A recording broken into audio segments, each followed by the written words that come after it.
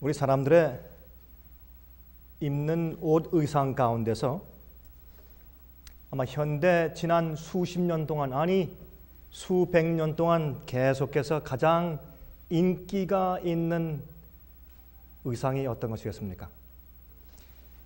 이 사람들이 길을 걸어가다가 이렇게 옷을 파는 가게 이제 진열되어 있는 옷을 보고 가다가 멈춰서서 항상 한 번씩은 보고 지나가는 그런 옷이 있습니다. 항상 끊임없이 매년마다 그 디자인된 의상 가운데서 가장 인기 있는 옷이 바로 웨딩 드레스입니다.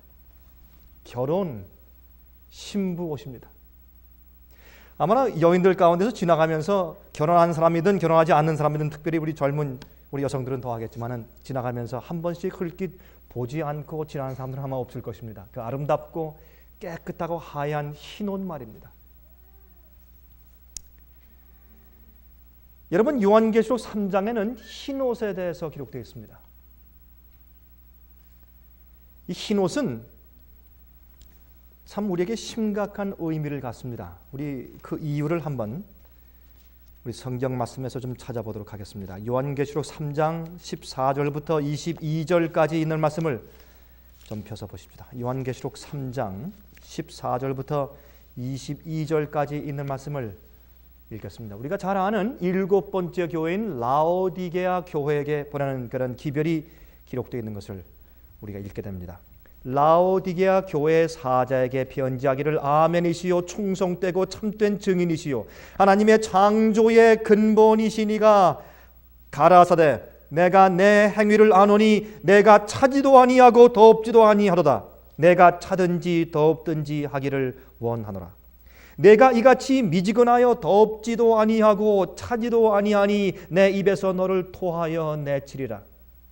내가 말하기를 나는 부자라 부요하여 부족한 것이 없다 하나 내 곤고한 것과 가련한 것과 가난한 것과 눈먼 것과 벌거벗은 것을 알지 못하는도다. 내가 너를 구원하노니 내게서 불로 연단한 금을 사서 부요하게 하고 흰옷을 사서 입어 벌거벗은 수치를 보이지 않게 하고 안약을 사서 눈에 발라 보게 하라. 여기에 사는 이 세 가지 종류를 전부 다 산다 그랬습니다. 구원은 우리가 값없이 얻는 것으로 말씀되어 있지만 여기서는 특별히 마지막 시대 교회가 준비되는 입장에서는 우리가 이런 것들을 사야 된다고 말씀하고 있어요. 19절 물은 내가 사랑하는 자를 책망하여 징계하노니 그러므로 내가 열심을 내라 회개하라. 볼지어다 내가 문 밖에 서서 두드리노니 누구든지 내 음성을 듣고 문을 열면 내가 그에게로 돌아가 그로 더불어 먹고 그는 나로 더불어 먹으리라. 이기는 그에게는 내가 내 보좌에 함께 앉게 하여 주기를 내가 이기고 아버지 보좌에 함께 앉은 것과 같이 하리라. 귀 있는 자는 성령이 교회들에게 하시는 말씀을 들을지어다.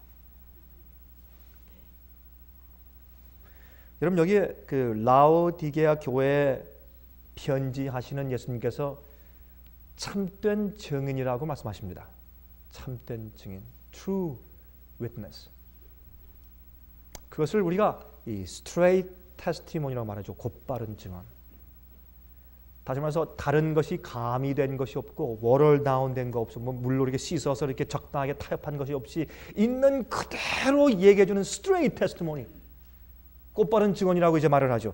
그러한 참된 증인을 하시는 주님께서 우리에게 책망하시는데 우리 아까 보았지 않습니까? 물은 내가 사랑하는 자를 책망하여 징계하노니. 저는 이 말씀을 읽을 때마다 제 가슴이 뭉클한 것입니다. 영어로 그랬죠. As many as I love, I rebuke. As many as I love. 내가 사랑하는 자를 내가 사랑하기 때문에 내가 책망한다. 여러분, 늦기 전에 지금 책망받는 것이 낫겠죠? 은혜 시간이 지난 다음에 너무 늦어진 다음에 책망받아야 소용이 없는 것입니다. 그것은 멸망이죠. 그러나 아직 희망이 있을 때 곁길로 간 주의 백성을 책망하시는 주님의 사랑을 이 혹독한 글 가운데 보는 것입니다. 여러분이 일곱 교회 예언 가운데 성미 있는 것은 이 이전의 여섯 교회는 전부 다 그래도 조금씩 다 칭찬이 있지만 일곱 번째 교회는 칭찬이 없습니다.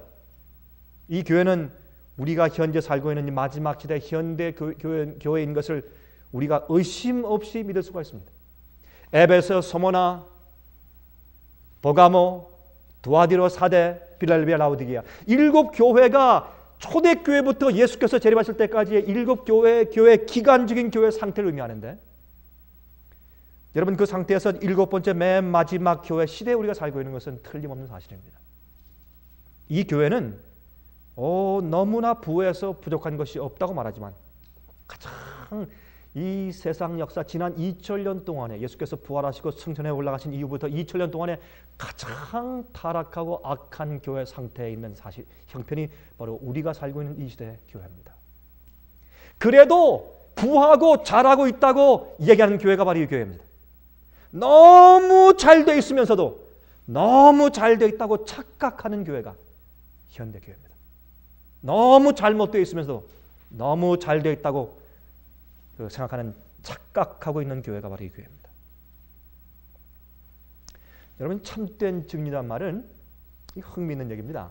참된 증인은 교회 안에 있는 죄를 있는 그대로 책망한다, 그런 뜻입니다.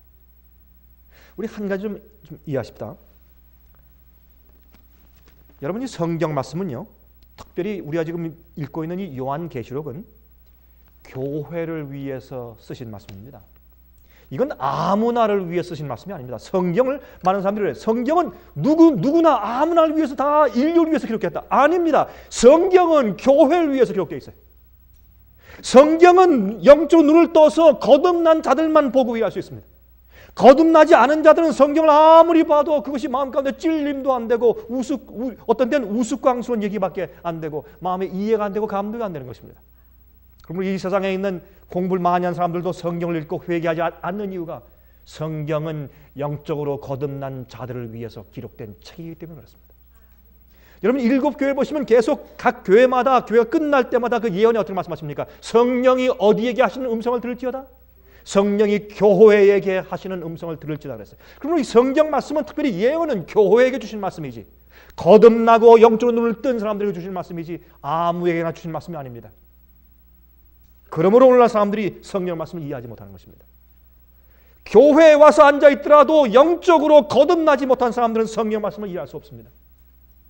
그래서 그렇게 많은 오해와 엉뚱한 가르침과 엉뚱한 이해가 오늘날 교회에 꽉 차 있는 사실을 우리가 보게 되는 것입니다.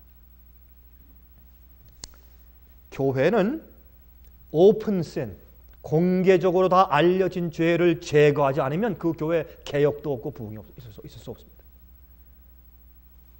한 번은 한 목사님이 있었습니다. 그 교회 장로님이 그 교인 한 여성과 간음을 행했습니다. 그 교인 가운데 대부분이 그것을 알고 있습니다. 그러나 그 교회에 있는 직원에서 그 사람을 제거하기를 두려워했습니다. 왜냐하면 그분이 부자이기 때문에, 돈을 많이 내기 때문에. 그때 그 사실을 보고 그 목사님이 탄식하면서, 만약 여러분들이 이 공개적인 죄를 처리하지 않으면 나는 이 교회에서 내가 사임할 수밖에 없습니다. 결국은 이 목사님이 사임하고 교회에서 나갔습니다.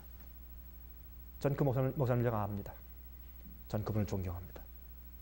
이러한, 다시 말해서 교회의 참된 증인의 음성이 죽기 때문에 교회가 타락하는 것입니다. 그러나 예수께서 여기 말씀하시기를 나는 참된 증인이라 해서 우리에게 말씀하기를 내가 내 행위를 아노니 그랬습니다. 내가 내 행위를 아노니. 이것은 얼마나 감동스럽고 사랑스럽고 동시에 두려운 말씀인지 모릅니다. 그러면 우리가 공개적인 죄를 해결하지 못하면 교회에서 아무리 전도해야 소용이 없는 것입니다. 영혼을 갖다 놔봐야 소용이 없는 것입니다. 가정에서 아이들이 부모들의 이중적인 생활을 보면 그 아이들이 감동을 얻을 수 없고 구원받을 수가 없는 겁니다. 그 아이들이 언제 마음 가운데 감동을 받고 예수께 마음을 바쳐 주겠습니까? 이 부모들의 이중적인 생활을 보는데 안 되는 것입니다.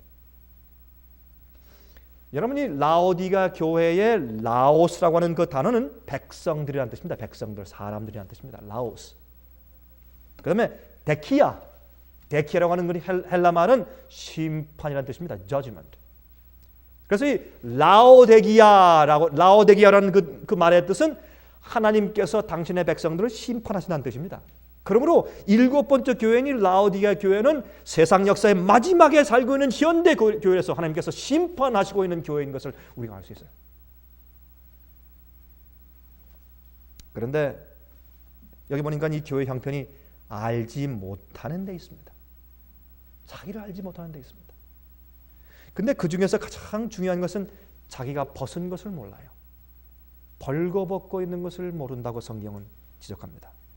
여러분 누가복음 19장 41절 42절 잠깐 좀 가서 읽고 돌아오십시다. 누가복음 19장을 좀 가서 보시겠습니까? 41절 42절 보시면 이런 말씀이 있어요. 가까이 오사 성을 보시고 우시며 가라사대 너도 오늘날 평화에 관한 일을 알았다면 좋을 뻔하였거니와 지금 내 눈에 숨기었도다 그랬습니다. 여러분 옛날 유대 백성들이 유대 교회의 지도자들이 눈이 멀었는데 어느 정도까지 눈이 멀었냐면 성경의 그 예언으로 가득 차고 그들이 그렇게 오랫동안 기대해온 메시아가 자기들 눈앞에 있는데도 예수께서 메시아가 말구유의 베들레헴에 태어나실 것을 예언했는데도 그분이 나사렛이라는 곳에서 자라나실 것에 대한 예언이 있는데도 불구하고 어떻게 되어 있습니까? 여러분 그는 마른 땅에서 올라오는 순 같고 그 말의 히브리 말의 어원은 어디 있느냐면 여러분 나사렛의 나사렛이라고 하는 그 말의 뜻은 뭐냐면 연한 순이라는 뜻입니다. 연한 순. 그래서 예수님께서 나사렛이라고 하는 그런 그러니까 나사렛 하실 곳이고 그렇게 되어 있어요. 히브리 말에는. 그리고 나사렛이라는 곳에서 주님께서 잘하실 것에 대해서도 은유적으로 예언되어 있어요. 그렇게까지. 예? 동정녀가 아이를 배워서 임신해서 태어날 것이고 그런 얘기 수많은 예언이 있을지라도 그들이 예언에 대한 곡해와 또한 그들이 잘못된 메시아를 고대하고 있었기 때문에 그들 눈이 멀었습니다. 여러분 성경에서 눈이 먼 백성들 가운데서 유대인들처럼 그렇게 눈 먼 사람들이 없습니다. 그들에겐 예배가 있고 성소가 있고 성경이 있고 선지자들이 있고 그것이 다 있어요. 주님께서 그들에게 주시지 않은 것이 없습니다. 모든 축복을 다 주셨음에도 불구하고 그들은 눈이 멀어서 하나님께서 그들을 구원하러 오셨는데 하나님을 잡아서 십자가에 못 박았습니다. 그게 눈먼 상태입니다. 예수께서 말씀하기를 예루살렘아 예루살렘아 암탉이 새끼를 품으려고 한 것처럼 내가 너희를 품으려고 한 것이 몇 번이냐. 몇 번이냐. 너희가 평화에 관한 일을 너희가 보지 못하고 너희 눈에 숨겼다 그랬습니다. 이게 얼마나 가슴 아픈 이야기인지 모릅니다. 그런데 라오디게아 교회의 형편을 가만히 보면 이 현대교회 우리가 현대판 유대인들입니다. 현대판 유대인들입니다. 그 눈이 멀었어요. 옛날엔 제2위의 하나님이신 예수님을 십자가에 못 박았지만 지금은 제3위의 하나님이신 성령을 십자가에 못 박습니다. 가짜 성령 운동이 교회에 가득 차 있고 가짜 거짓 부흥이 가득 차 있으며 교회의 숫자가 자라면 교회가 부흥하는 줄 알고 교회가 부하게 되면 영적으로 부흥하는 줄로 착각하는 현대교회는 현대판 유대인들입니다. 예언 해석이 잘못되어 있고 믿음의 의의 해석이 잘못되어 있습니다. 여러분 생각해 보세요. 옛날 유대인들, 옛날에 이 랍비들은 옛날 예수님 당시의 랍비들은 이렇게 가르쳤습니다. 자, 지금 이것이 오늘날 현대교회 맞나 안 맞나 보십시오. 우리가 그 당시의 랍비들의 가르침이 우리가 성경의 어떤 진리에 대해서 동의하기만 하면 그것이 우리에게 의를 이룬다. 그렇게 가르쳤습니다. 지금은 꼭 같습니까? 안 같습니까? 꼭 같습니다. 그 의가 나를 변화시켜 내가 의롭게 되지 않더라도 그 의로운 가르침에 대해서 진리에 대해서 내가 동의하면 그것이 나를 의롭게 만든다고 가르쳤습니다. 그것은 성경과 아주 먼 오류입니다. 성경은 그렇게 가르치지 않습니다. 의는 하나님이 의요. 믿음으로 하나님의 마음을 우리가 받는 것입니다. 주님께서 우리가 의로워지기 전까지 의롭다고 칭하지 않습니다. 그렇게 그냥 우리가 마음 가운데 그냥 죄를 품고 죄를 포기하지 않고 있는 상태에서 진정으로 회개하고 죄를 버리고 회개치 않은 상태에서 주님께서 의롭다고 칭하시면 그럼 주님께서 거짓말하시고 사기하시는 분입니다. 그럴 수가 없습니다. 하나님은 거짓말할 수 없는 분이라고 성경이 말하기 때문에 그렇습니다. 그래서 예수께서 말씀하시기를 그 당시 유대인들의 훌륭한 율법사요 학자인 니고데모에게 말씀하기를 니고데모야 내가 너에게 진실로 진실로 이르노니 내가 거듭나지 아니하면 천국에 들어갈 수 없다 했습니다. 그것이 그 당시 옛날에 예수님 당시에 주께서 말씀하신 그 당시 교회의 의에 대한 개념이었습니다. 교회 지도자였습니다. 그러나 그가 가르쳐도 마음 가운데 평안이 없고 구원의 즐거움이 없어요. 왜? 마음 가운데 문제가 있으니까. 내가 거듭나지 아니하면, 그렇게 말씀하십니다. 이것이 오늘날 현대 라오디게아 교회의 형편입니다. 여러분, 여기 예수께서 말씀하시기를 내가 금과 흰 옷과 안약을 내게서 사라 그랬습니다. 여러분, 예수님을 따르는 것은요, 주님께서 강요하시는 것이 아니죠. 성경에 주님께서 한 번도 우리를 강요한 적이 없습니다. 그래서 사람들이 주님께서 지금 악인들이 죄를 범하면 금방 심판을 때리고 금방 벌을 주지 않기 때문에 사람들이 죄를 짓는데 과감한 것입니다. 죄를 짓는 일에 두려워하지 않는 것입니다. 사기를 치고 속이고 마음 가운데 이기심으로 행하고 교만을 가지고 행하고 경쟁을 해도 아무런 일이 생기지 않으니까 마음이 더 담대해지는 것입니다. 그러나 기억하십시오. 주님께서는 하늘의 기록책에 분명히 우리 행위가 기록되어 있다는 사실을 아시는 겁니다. 근데 여기 말씀하기를 사라. 여러분, 예수께서 분명히 말씀하셨죠. 거듭해서 말씀하셨죠. 너희가 나를 따라오려거든. 여러분, 제자됨의 대가입니다. 본헤퍼라고 하는 그 유명한 독일의 신학자는 1940년도에 그 유명했던 그 독일 신학자입니다. 나치 당시에 이제 잡혀서 감옥에서 죽었죠. 그분이 쓴 책 가운데 아주 그 유명한 책이죠. The Cost of Discipleship. 제자됨의 대가라는 책이에요. 그 책이 참 좋아서 우리 살아남는 월간지에도 몇 번 그 기사를 게재한 적이 있습니다. 여러분, 얼마나 감동적인 책인지 모릅니다.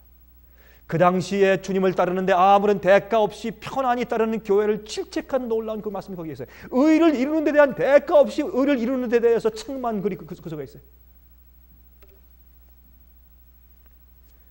예수께서 말씀하시기를 너희가 나를 따라오려거든 너희 자신을 어떻게 하고? 부인하고. 여러분, 우리가 우리 자신에 있는 내 정욕을 부인할 때 뭐가 옵니까? 육신의 고통이 와요. 누가 여러분들에게 주님을 따르는 것이 평안한 장미꽃 밭같이 좋은 편안한 길이라고 말씀했습니까? 아닙니다. 주님을 따르는 길은 가시밭길이요. 주님보다 더 나은 그리스도인 생활이 없는 겁니다. 주님께서 이 땅에 사실 때 의롭게 살았기 때문에 이 땅의 생활은 고난이요 핍박이었습니다. 그것이 우리 생활입니다. 우리가 이 땅에서 죄의 유혹을 거절하고 우리 속에 있는 나의 정욕을 부인할 때, 죄의 유혹을 부인할 때 그 속엔 육신의 고통이 있는 겁니다. 그것이 곧바른 증언입니다. 성경은 그렇게 말씀하고 있습니다. 그것을 오늘날 곡을 빼버리고 주께로 나오면 축복이 있고 주 앞에 많이 바치면 은혜가 있고 번영하고 잘되고 자식이 잘되고 자식이 인류대학에 가고, 이게 다 가짜 복음입니다. 잘못된 생각들입니다. 여러분, 욥은 주 앞에 신실했지만 주님께서 그의 신실함을 온 우주 앞에 증거해서 보이시기 위해서 시련을 허락하셨습니다. 물론 주님의 축복이 있습니다. 그러나 기억하십시오. 주님을 따르는 데는 제자됨의 대가가 필요합니다. 자기를 부인하고 자기 십자가를 지고 따르라고요. 십자가를 지고. 우리가 우리 자신을 부인할 때 내가 지고 갈 십자가가 무엇인가 찾을 필요가 없습니다. 내가 지고 갈 십자가가 옵니다. 내가 원하는 인기 버리고 내가 원하는 세상의 재미 버리고 주님 따르려고 할 때 십자가가 옵니다. 비난이 오고 오해가 오고 핍박이 옵니다. 조롱이 오고 모욕이 오고 오해가 오고. 우리 생애 가운데 핍박이 없는 이유는 우리가 주님의 뜻대로 살지 않기 때문에 핍박이 없는 것입니다. 다른 이유가 없어요. 그래서 오늘날 교회가 번영하는 것입니다. 핍박이 없는 것입니다. 만약 교회가 세상을 향해서 올바른 이야기라고 교인들에게 올바로 이야기해서 정말 올바로 주 앞에 의롭게 살라고 지적하면 오늘날 교회가 핍박 때문에 견디지 못할 것입니다. 옛날 로마 시대보다 중세기보다 핍박이 더할 것입니다. 그러나 교회에 핍박이 없고 번영과 화평의 시대가 있는 이유는, 교회에 핍박이 없는 이유는 교회가 십자가를 지지 않기 때문에 그렇습니다. 그게 라오디게아 교회입니다. 부하다, 부하다, 부족한 것이 없다. 그러니까 핍박이 없죠. 마귀가 핍박할 이유가 없어요. 핍박하면 사람들이 깨게 해요. 왜 핍박해? 가만 놔둬야지. 자는 사람을 왜 깨워요? 가만 놔둬야 멸망으로 그대로 급행 열차 타고 그만 멸망으로 잘 갈 텐데 왜 깨워요? 가만 놔둬야지. 그래서 마귀가 핍박하지 않는 것입니다. 마귀가 좋아서 핍박하지 않는 것이 아니라 핍박이 없는 교회는 실패한 교회입니다. 핍박이 없는 교회는 멸망하는 교회입니다. 여러분 이게 너무 심한 얘기 같습니까? 아닙니다. 그게 성경 이야기입니다. 예수께서 말씀하기를 지금처럼 말이죠. 수만 명, 수천 명, 수백 명 좋은 건물 가지고 멋진 그런 교회를 가지고서 운영하는 이렇게 번영스러운 교회의 홍수의 복음의 홍수 시대 예수께서 말씀하기를 아니라 이 교회는 죽었다. 벌거벗었다.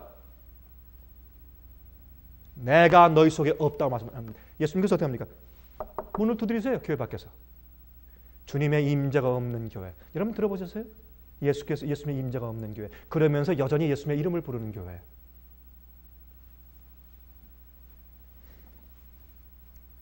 여러분 여기에 이렇게 생각해 보시죠. 참 요즘은 우리가 부한 시대예요. 참 부한 시대입니다.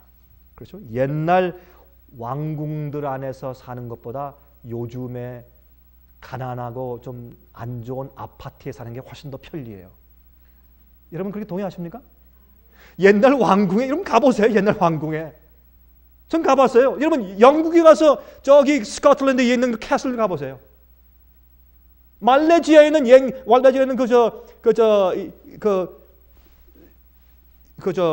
쿠알라룸푸르에서 좀 내려와서 왼쪽 서쪽에 있는 이 바다인가에 있는 옛날 왕궁 가보세요, 여러분. 제가 가봤어요.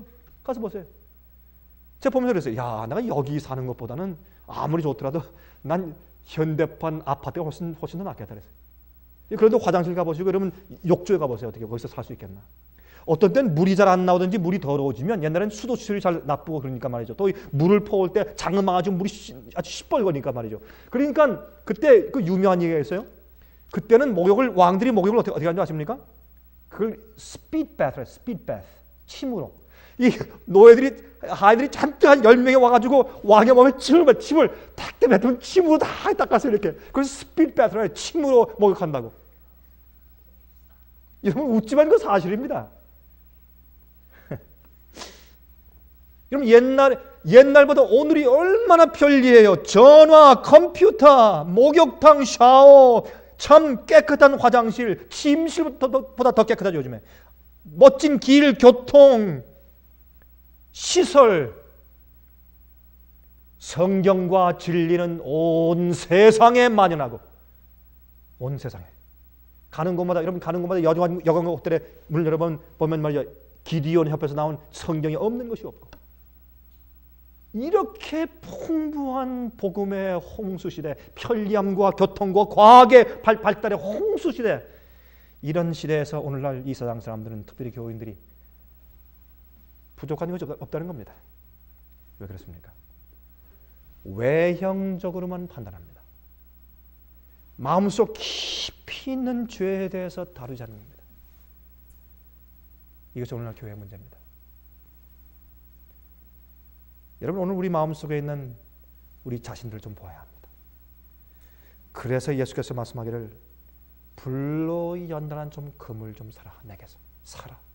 왜 사라고 합니까? 구원은 프리인데 값없이 주시는 주님의 십자가의 보혈의 은혜를 믿기만 하면 믿음으로 은혜로 구원받는 것인데 그게 성령의 복음 얘기인데 왜 사라고 했습니까?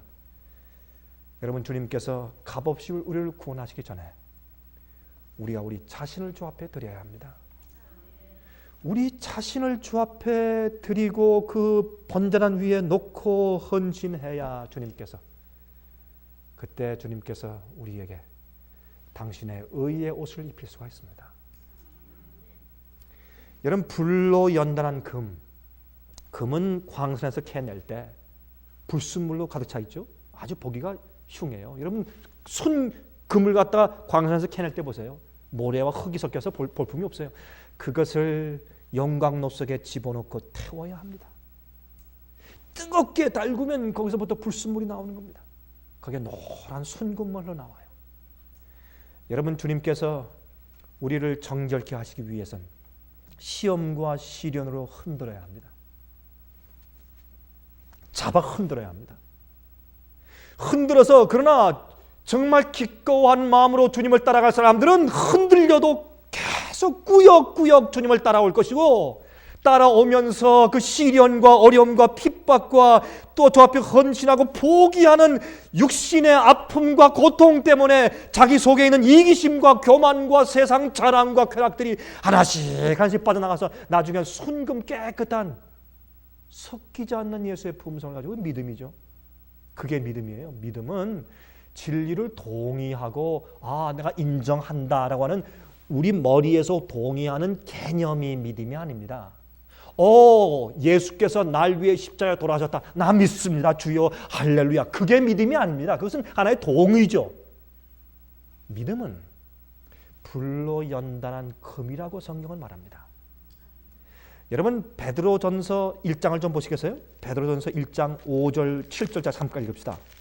그리고 돌아오십시다. 베드로전서 1장 5절부터 읽겠습니다. 너희가 말세에 나타내기로 예비하신 구원을 얻기 위하여 믿음으로 말미암아 하나님의 능력으로 보호하심을 입었나니, 그러므로 너희가 이제 여러 가지 시험을 인하여 잠깐 근심하게 되지 않을 수 없었으나 오히려 크게 기뻐하도다. 너희 믿음의 시련이, 너희 믿음의 무엇이요? 시련이 불로 연단하여도 없어질 무엇보다 금보다 더 귀하여 예수 그리스도에 나타나실 때 칭찬과 영광과 존귀를 얻게 하려 함이라 그랬습니다. 그러므로 여기 불로 연단한 금은 무엇입니까? 시련된 믿음이에요. 불로 연단된 시련받은 믿음이에요. 마지막에 큰 환난을 주님께서 베푸셔서 의인들이 환난을 통과해서 구원 얻게 하시는 이유가 있습니까? 그들의 믿음이 참된 믿음인지 시험하시기 위해서 주시는 것이 아니겠습니까? 참된 믿음인지 아닌 믿음인지. 시련만 당하면 그저 뒤로 물러가 버리는 믿음이 무슨 그게 참 믿음입니까? 아니죠. 그러므로 순수한 믿음은 불로, 시련의 불로 달구어져서 불수물이 다 나간 순수한 믿음입니다. 그 믿음은 무슨 믿음인가 하면 갈라디아 5장 6절에 근거해서 사랑으로 역사하는 믿음이에요.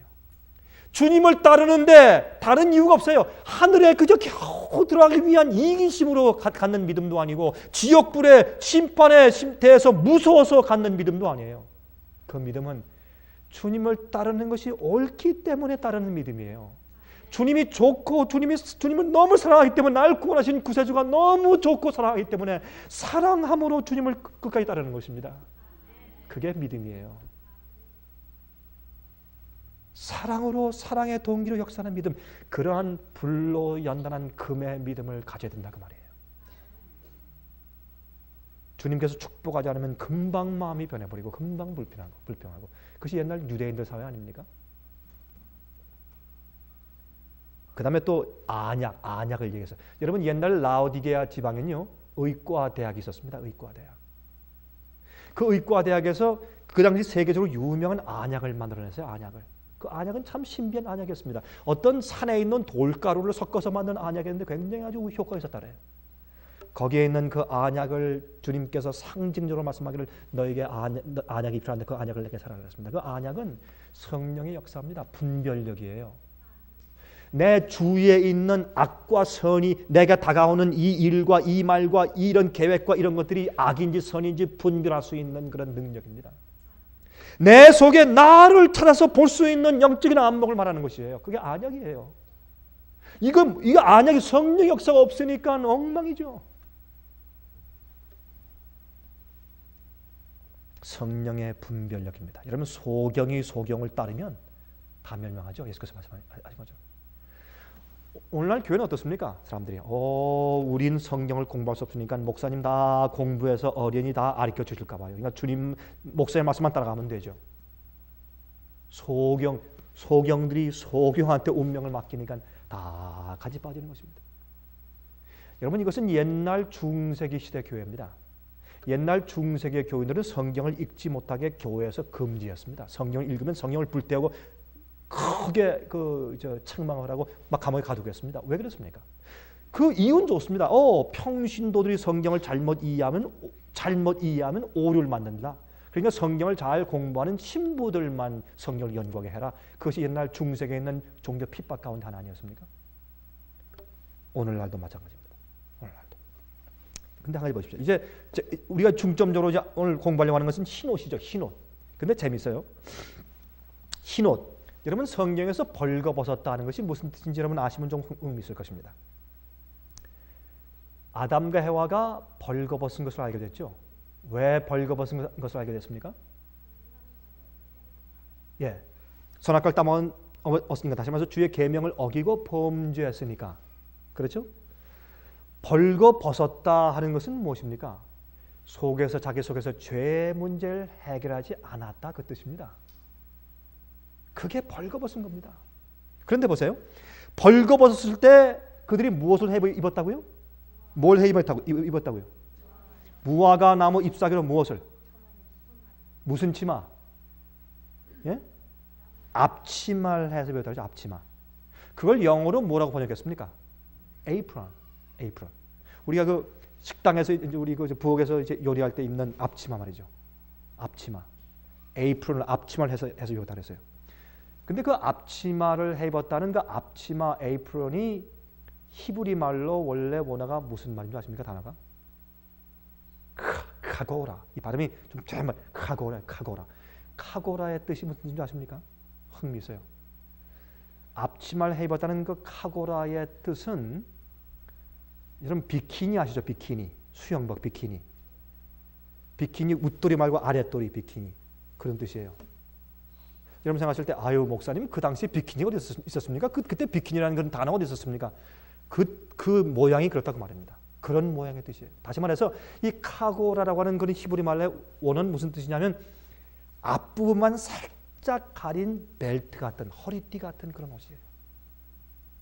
여러분 일본 사람들이 하는 수모 레슬링 보신 적 있죠? 수모 한 300파운드, 400파운드짜리 큰 씨름 선수들 말이에요. 그래서 앞부분만 살짝 가리고 자는 씨름 선수 있잖아요. 뒤에 엉덩이도 다 나오고 그런 옷 여러분 아시죠? 무슨 뜻인지? 그게 카고라예요. 그게 카고라예요. 그러므로 하나님의 의로 옷 입지 않으면 우리가 입는 옷은 카고라예요. 카고라. 영어로 loin covering이에요. 앞부분 살짝 가려있는 비키니 같은 옷을 입고 있는 것이에요. 그러므로 성경에서 벗었다 하는 표현은 옷을 벗었다는 표현은 뭐냐면 수치스럽다는 뜻이에요. 수치스럽고 그 다음에 단정한 옷을 입고 다니지 않는다는 뜻입니다. 여러분 성경에 예레미야를 보시면 이런 말이 있죠. 예레미야 보고 하나님 말씀하시길 너 옷을 벗고 시내 성중에 좀 다니라 그랬어요. 그래서 옷을 벗은 채 시내 그 예루살렘 성중을 걸어다녔죠. 예레미야가. 여러분 옛날에 말이죠. 이 선지자가 되는 것은 좀 어려웠어요. 어떤 때는 옷을 벗고 다녀야 되고 또 어떤 때는 예레미야에게 똥을 구워서 인분을 구워서 먹으라 그랬어요. 그 참 힘들어요. 왜요? 그 당시 백성들의 그 악한 형편을 상정하기 위해서 인분을 구워서 먹어야 되고 옷을 벗고 다녀야 되고 참 힘들어요. 선지자 일은 힘든 일이었어요.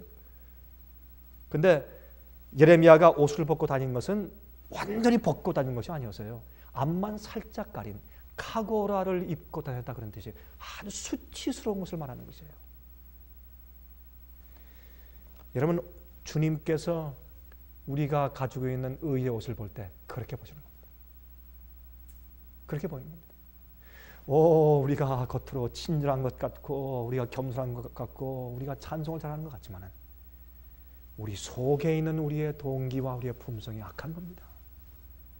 더러운 겁니다. 사기적인 겁니다. 형식적인 겁니다. 주께서 말씀하시기를 너는 벌거벗고 곤고하고 가련하고 근데 알지 못한다고 말씀했습니다. 너희 그것을 알지 못한다. 여러분 예수님께서 부활하신 다음에 갈릴리에 갔을 때 그 제자들이 고기를 잡고 있었죠. 밤새도록 고기를 잡아도 잡지 못했습니다. 예수께서 뭐라 그랬습니까? 가서 아침 조반을 준비해 놓으신 다음에 참 그 장면이 감동적이에요. 주님께서 그들이 그렇게 부인하고 그렇게 못된 사람들을 보시고도 주님께서 얼마나 배고플까 해서 먼저 그 책임하기 전에 아침을 만들어서 이렇게 구워서 놓으시고 그게 우리 주님이에요. 그 은혜 때문에 아직도 우리가 이 세상에 이렇게 소망을 가지고 살고 있는 것을 우리 감사하십시다 좀. 예? 주님께서 참 얼마나 감사한지 모르겠어요. 전 그런 장면을 볼 때마다 하나님의 자비를 봐요. 성경에 아무 말도 아니지만 조반을 준비하사 그 말 한마디 가운데 우리를 향한 하나님의 자비가 있어요. 지금도 벌거벗은 수치스러운 주의 성품 없는 우리를 위해서 지금도 하늘에 조반을 만드신 예수 그리스도, 아침에 일어날 때 원하기만 하면 아침에 생명수와 말씀을 주기 위해서 성령을 통해서 기다리시는, 조반을 해놓고 기다리시는 주님, 그런 바쁘게 정신없이 뛰어나가는 우리 뒷모습 보면서 실망하시는 우리 예수 그리스도. 그때 예수께서 이제 묻습니다. 여보시오, 고기를 좀 잡았어. 아이, 말도 마시오. 송사리 한 마디도 없어. 밤새도록 애썼는데. 자, 오른쪽에 한번 그물을 던져보시오. 여러분, 그 당시엔 말이죠, 지나가는 행인들이 물속에서 이 지나가는 그런 고깃들을 볼 수가 있었어요. 가끔. 그때 여보시오, 저쪽 이렇게 가르쳐주는 경우가 가끔 있었습니다. 그래서 그런 줄 알았어요. 제자들이 지금 그런 줄 아는데, 그런 줄 알고 지금 고깃대가 지나가는 모양이다 하고 저게 던졌는데, 던지고 나니까 어마어마하게 큰 고기들이 가득 잡혔습니다. 그때 옆에 있던 요한이 말했습니다. 주님이시다. 근데 성경은 뭐라 그래요? 베드로가 겉옷을 걸치고 물속에 뛰어들었다 그랬어요. 예수님께 오기 위해서. 베드로가 참, 그래서 베드로예요. 베드로는요, 주님을 불순종하고 주님을 원망하고 주님을 저주하는 말을 부인했을 때도 충동적으로 했는데, 주님을 사랑하는 것도 또 그런 그런 기질로 또 주님을 사랑했다. 근데 이제 그때 성경을 했어요. 그가 겉옷을 걸치고 물속에 뛰어들었다. 그런데 그 가로하고 그가 옷을 벗고 있는지라 했어요. 그 벗고 있는지라. 그러면 그가 벗고 여러분 고기를 잡았다는 뜻입니까? 아닙니다. 카고라. 벨트 같은 그 조그만 고고 옷을 입고 고기 잡고 있었다 그 말이에요. 그러므로 성경에서 벗었다는 의미는 단정하지 못한 추한 수치스러운 옷을 입고 있다는 뜻입니다.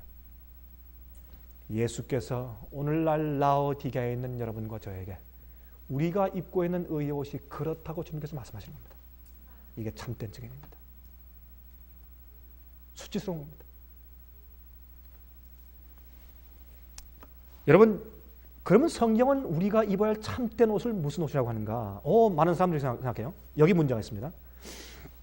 우리가 입을 옷이 예수님께서 이 땅에 오셔서 십자가에 돌아가신 그 십자가의 은혜, 구원의, 용서의 옷.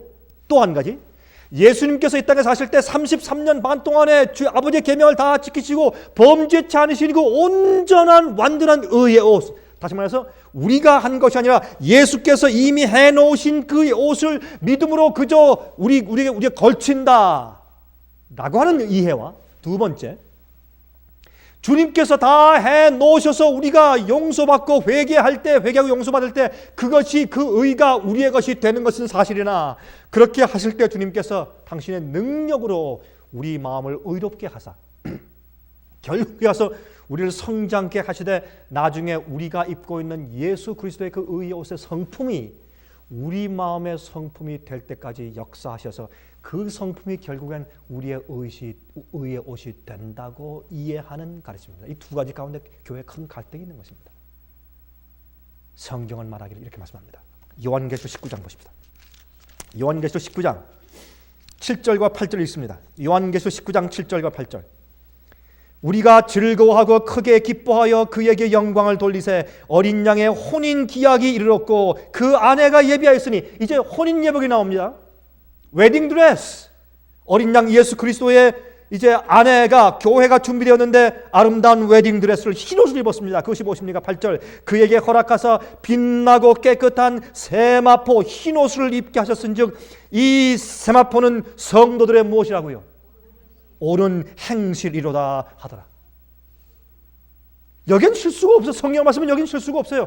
여기는 성도들의 옳은 행실, 옳은 의로운 삶 자체, 의로운 생각, 의로운 의도, 의로운 동기, 의로운 소원, 의로운 계획들, 의로운 삶과 의로운 행실 자체가 무엇이라고요? 우리가 입고 있는 흰 옷이라고요. 주께서 말씀하기를 너희가 벗었으므로 흰 옷을 사라. 흰 옷을. 우리가 우리 자신을 주 앞에 죄 따르는 것을 인정하고 주 앞에 굴복할 때 주의 마음을, 예수의 마음을 받는 것입니다. 매일 우리가 예수의 마음을 받는 것입니다. 여러분 요한계시록 21장 1절 보면 거기에 교회가 출발하는데 교회가 달을 밟고 서 있는데 그 교회가 12별이 있는 멸류관을 쓰고 있고, 여러분 멸류관은 지도를 상징하죠. 그 12별은 12사도를 말하는 것이에요. 또 이 달을 밟고 있다. 달은 해를 반사하기 때문에 구약이 해를 상징하는 예수님을 오는 메시아에 대해서 상징하고 반사하는 달 같은 그림자인 예식들을 잔뜩 가지고 있어요. 절기를 가지고 있고 성소제를 가지고 있고. 그래서 구약은 달과 같은 시대였습니다. 그러나 예수께서 떠오르는 시대는 신약이에요. 그러므로 해를 뒤에 입고 있는, 예수의 의의 빛의 옷을 입고 있는, 흰 옷을 입고 있는 여인이 등장하는데 12사도의 가르침을 가지고 출발하는 초대교회가 시작돼요. 그것이 요한계시록 12장 1절이에요. 초대교회는 예수님께서 부활하고 승천한 다음에 성령이 충만해서 흰 옷을 입은 교회로 출발했습니다. 나중에 보니까 7번째 맨 마지막 시대 라오디게 현대교회니까 교회가 다 벗어버렸어요. 완전히 벌거벗었어요. 벌거벗은 교회가 자기들의 수치를 가리기 위해서 뭘 합니까? 형식적으로 겉에 보이는 것을 가리기 시작해서 가고라, 앞부분만 살짝 가리는 수모 레슬링 선수가 입는 비키니 같은 옷만 살짝 입고서 옷을 입었다고 하면 살고 있는 교회가 마지막 교회라고 말입니다. 성령에 내재하시는 예수님의 임재가 없는 교회. 여러분 이건 개인들을 향해 하실 말씀이고 나중에 총체적인 교회를 향해서 하실 말씀이죠. 제가 한번 체코 공화국, 체크 리퍼블릭에 갔을 때 거기에 그 수도가 프라하입니다. 프라하. 그 프라하에 제가 거리를 걷고 있는데 제가 같이 걷고 있는 형제가 저한테 이제 안내주면서 거기에 이제 허스가 이제 설교했던 교회도 가보고 제가 쭉 걷고 있는데 이제 그 사람 말했습니다. 패스터 강 목사님, 저기는 저 여자 보십니까? 예, 봅니다. 저 여자가 장녀입니다. 그래. 장녀입니다. 또 저쪽에 보더니 저 사람도 장녀입니다. 그래. 근데 그랬어요. 어떻게 아십니까? 그랬더니 옷 입은 거 보면 압니다. 그랬어요. 옷 입은 거 보면 압니다. 오늘날 세상에서 사람들이 옷 입은 걸 보고 사람들을 구별해요. 하물며 교회 안에서. 주님께서는 성령을 통해서 우리가 옷을 입었는지 입지 않았는지 주님께서 보시는 겁니다. 여러분 세상에서 요즘은요 옷을 많이 벗고 살을 많이 드러내면 낼수록 멋있고 비싸고 섹시하대요. 그렇죠? 배꼽이 드러나야 멋있대요. 요즘에 여러분 여자 청년 아이들이 입는 바지 보세요. 이게 점점 내려가서 엉덩이가 다 보이는데도 그게 멋있대요. 그래야 그게 비싸요. 또 참나 이해할 수가 없어요. 옷감이 적게 들어가면 더 싸야죠. 너무 비합리적이에요. 여러분 세상도 그런데 오늘날 이 세상에서는 추한 모습과 품성과 마음이 그대로 가지고 있으면서 시기, 질투, 욕심, 교만이 그냥 있으면서 그냥 예수 그리스도의 의의 옷을 입는다고 가장하는 것을 의라고 생각하는 그런 시대에 살고 있는 것입니다. 절대로 아닙니다. 죄를 숨기는 자에게는 의로운 성품이 있을 수가 없습니다. 계명과 조화되지 않은 마음은 예수의 마음이 아닙니다. 여러분 계명을 어겼던 아담과 헤와를 주님께서 할 수 없이 눈물을 흘리면서 에덴 동산에서 쫓아내신 하나님께서 적당히 용서하셔서 다시 에덴 동산으로 죄인들을 불러들이신다면 주님은 이상한 하나님이요. 그 하나님은 앞뒤가 맞지 않는 하나님이요. 성경은 그렇게 말한 적이 없어요. 하나님은 창조 하나님이요. 주 앞에 회개하며 나오는 영혼들의 마음을 주께서 재창조할 수 있는 능력을 가진 하나님이시요.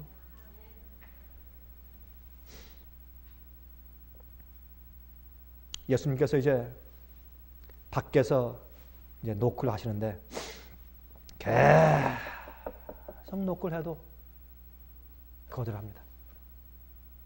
문을 열지 않습니다. 왜요? 맞아들일 의향이 없습니다.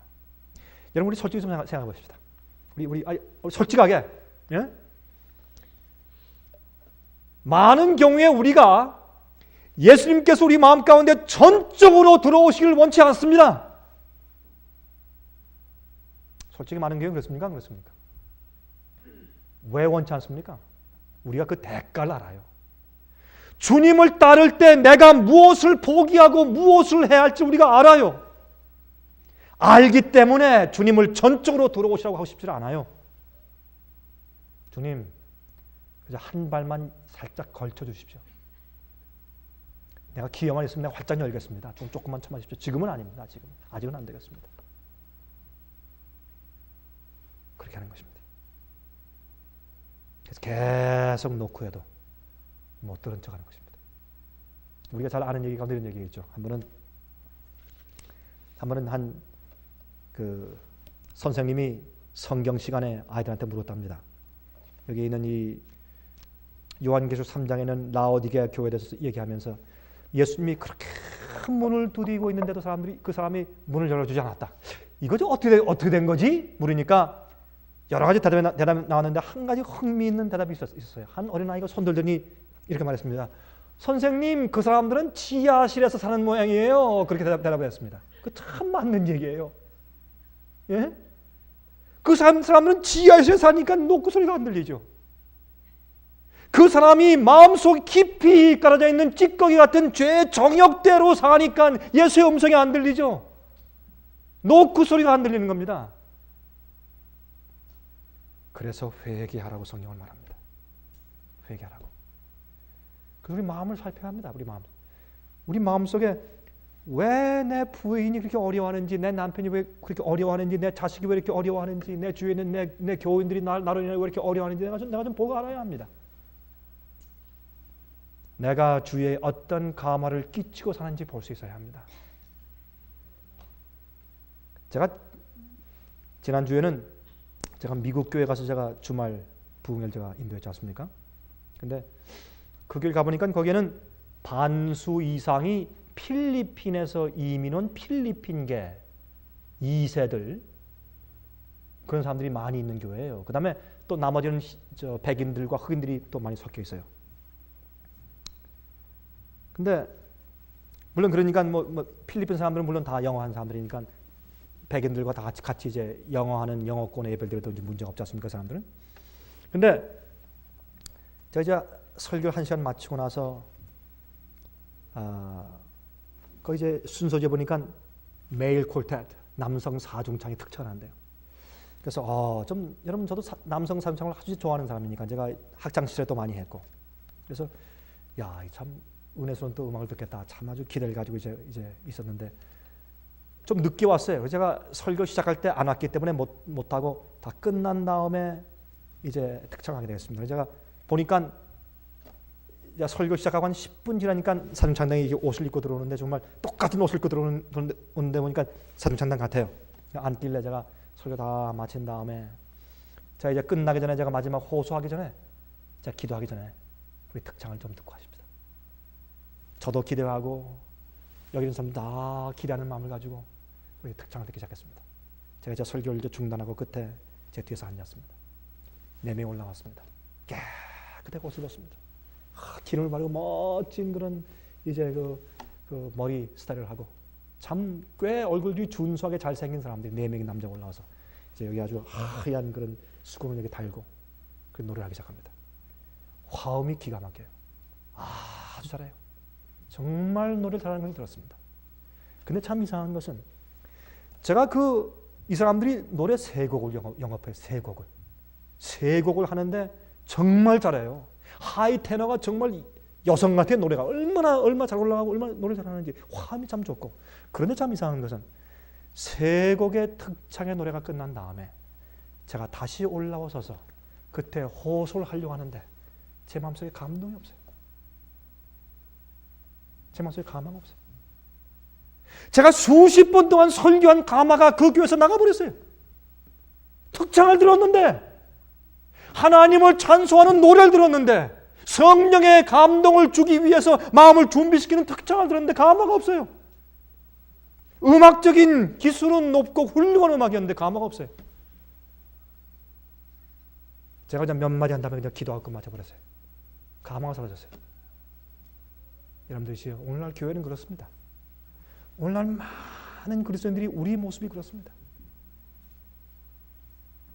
그것은 우리 마음속에 있는 깊은 높은 곳에 자리하고 있는 내가 예수 그리스도의 의의 옷을 입고 있지 않은 겁니다.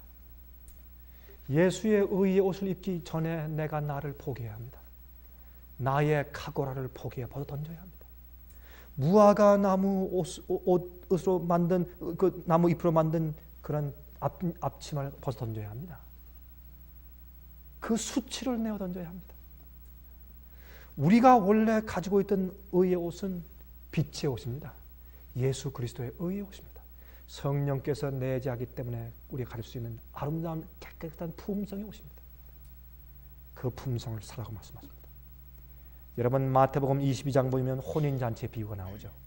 거기에 왕이 혼인잔치에 초청하는데 소경과 절름발이와 모든 환자들과 모든 가난한 사람들과 전부 초청해서 왕의 혼인잔치에 객이 가득한 줄 알았어요.